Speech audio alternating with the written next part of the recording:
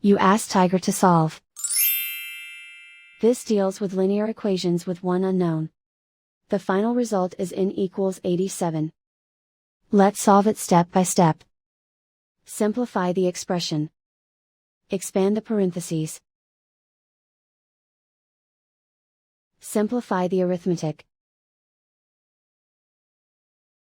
Group all constants on the right side of the equation. Add 420 to both sides. Simplify the arithmetic.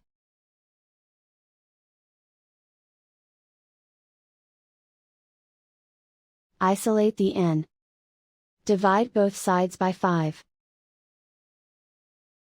Simplify the fraction. Find the greatest common factor of the numerator and denominator.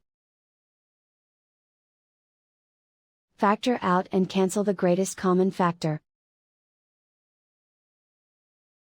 And so the final result is n equals 87.